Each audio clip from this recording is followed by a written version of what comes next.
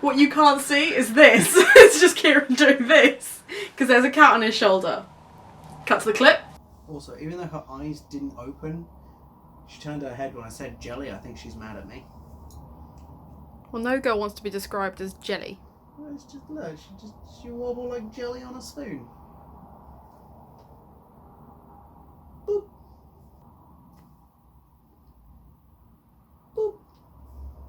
Panda.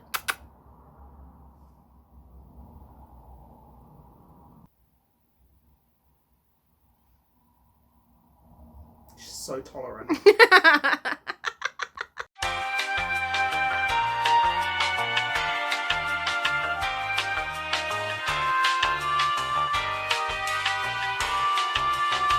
Hello and welcome back to my channel and welcome back to my Top Trumps TBR. This is the 6th episode that I've done of this.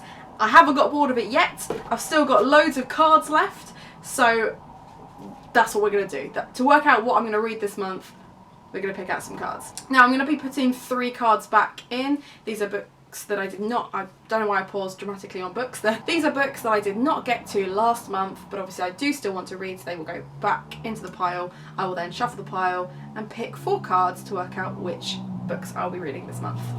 So if you want to know how the rules work and why I pick certain cards or what have you, I will add the video to the bar at the top so you can watch that after you've watched this one or before or at the same time. You know, each to their own. So the first 2 cards I will pick out will be for unread author. So let's just do a quick shuffle. 2 from the top. The first one is Zadie Smith and the second one is David Arnold. I've actually read both of those, so I will be picking out a third, which is Jane England, and Wild Thorn, as I have not read her book before. Now, I don't know much about this one. I think this was a charity shop buy for 50p, but essentially it's about a young girl who's about 17 years old and she's thrown into the madhouse asylum. I can't work out if it's got romantic themes or magical themes or anything like that. There's not a whole lot to go on from the synopsis, and I don't know anyone else who's read this, so if you've read this, please let me know. It just looked really fun and it was cheap and I wanted to buy something from the charity shop that I was in. The next one is for number of pages, so I'll pick again 2 cards and pick the one with the highest number of pages. So the first one is the Essex Serpent, which is 440, and the second one is the Pearl in the Ice, which is 304, which means Essex Serpent gets another go! Didn't read this in February, maybe March will be better! Essex Serpent. This is about a serpent in Essex. It's not a real serpent, it's kind of a historical fiction, witch hunter style novel. Quite a dense historical fiction, which is why I didn't read it last month. I'd already read too much like it, so if I'm gonna DNF any of these, it may end up being this one, which is never a good start. You should never start your TBR knowing that you're probably gonna put a book down. But essentially this is a story about some small villages that believe they are being haunted by this creature, this Essex Serpent. It's almost a psychological look at small town life and versus London life, and it is highly rated. This was recommended to me by a friend of mine through a book club, so she's got quite good taste. I should trust her and I should just read it rather than just assume that I'm going to DNF it, but I don't hold up much hope because I've already DNF'd it once, so we shall see. I mean, I was wrong with Truth Witch. I put Truth Witch down. No, I was wrong with Empress of All Seasons. Empress of All Seasons didn't make it in the first cut when I pulled it the first time, but I did read it the second time and I really enjoyed it. So maybe Essex Serpent will have the same kind of effect. The next category is Goodreads Ratings, so it'll be the book with the highest Goodreads rating. First we have Paper Towns, which has 3.83, and second we have Pemberley Ranch, which is 3.84, so narrowly pipping out John Green there.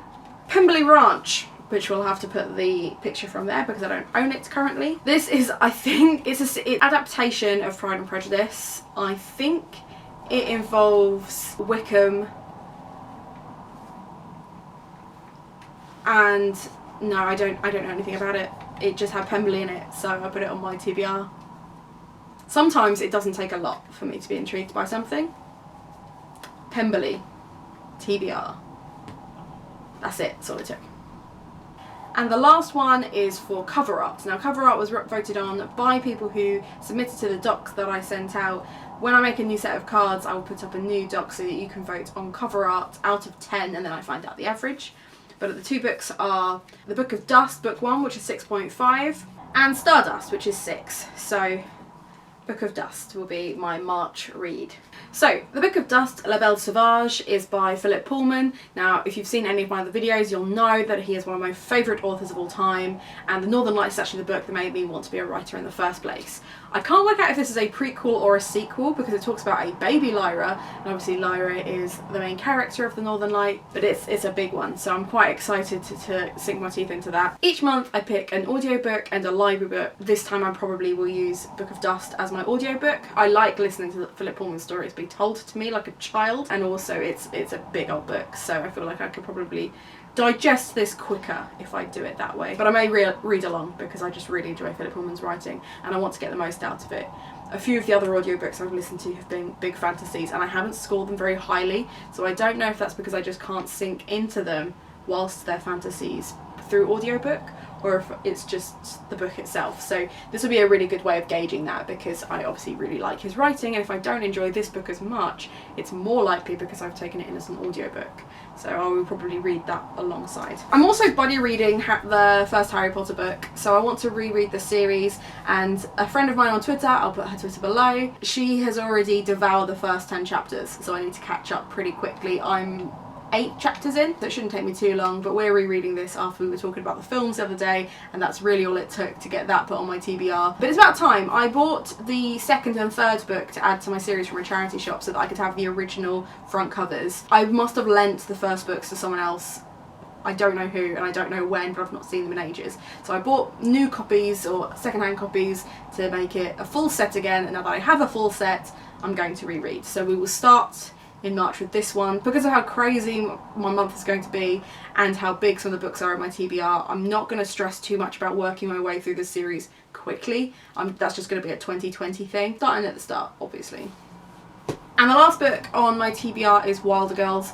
I bought a copy of this last month. I'm obviously already 3 or 4 chapters in because I reviewed it for NetGalley, and I always review things on the first 3 chapters. I really enjoyed it. But now that I've started it and I've got a copy, I'm going to finish it in March. I feel like this is probably going to be the first thing that I read. I'm going to Austria at the weekend. If I take any of the books with me, it will probably be this, maybe Essex Serpent. We'll see. We'll see. But I'm really excited to finish this. This is essentially a whole bunch of girls get locked in their school, weird things start happening, painful things start happening, and they are isolated.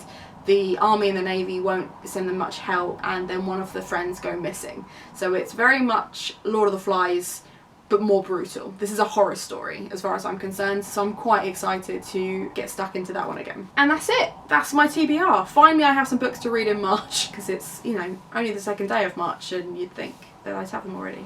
The other thing I wanted to say is I'm doing the Royal Weekender with the bookie trials, but I am not revealing my TBR just yet. I have a whole video idea for that. I've been promoted to one of the nights, so I'm really excited about that. So content will be coming out, but I'm going to keep my books and my suggestions at the moment to myself until I can do a big proper reveal video. I'm really excited about it. Have a nice day.